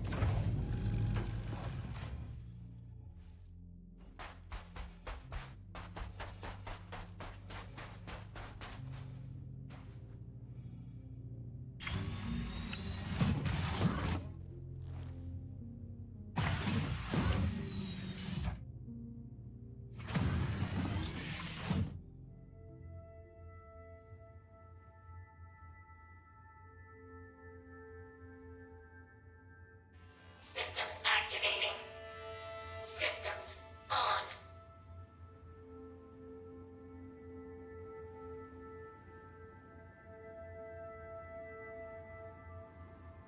Systems activating.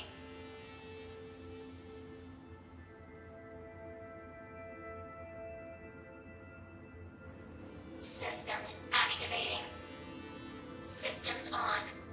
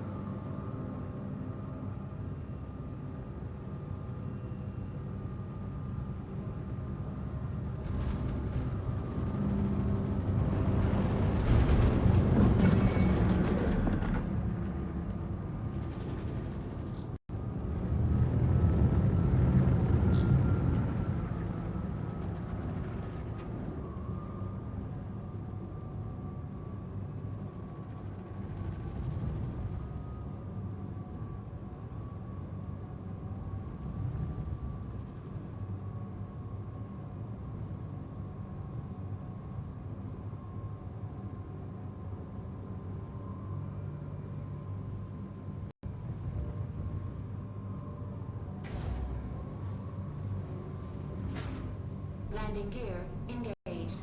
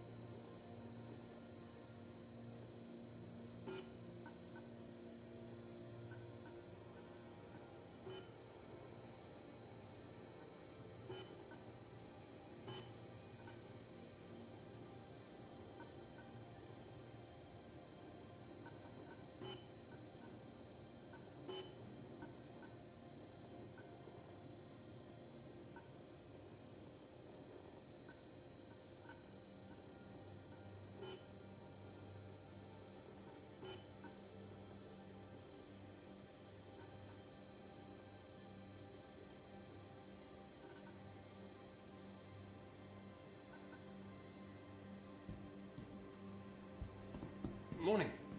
Or afternoon.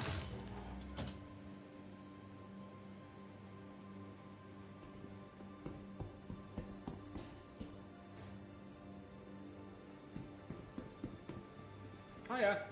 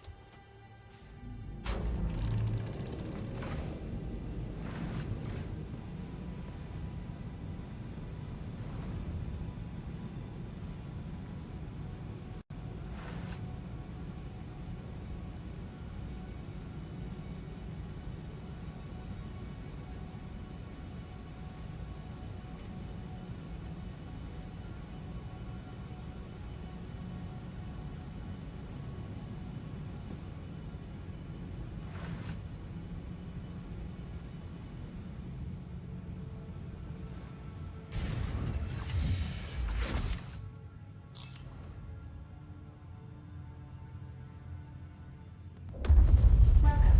Your journey begins now. All systems operational. Launch complete. Landing gear retracted.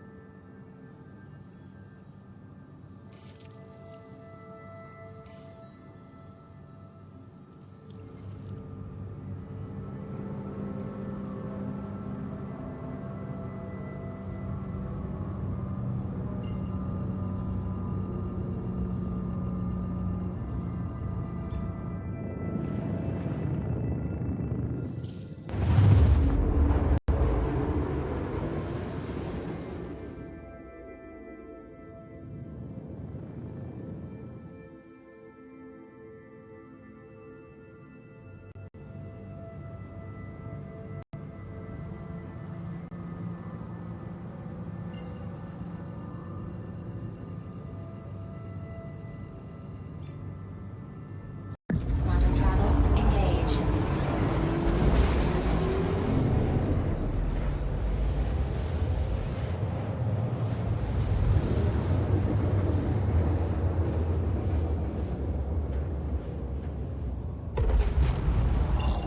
Quantum travel complete.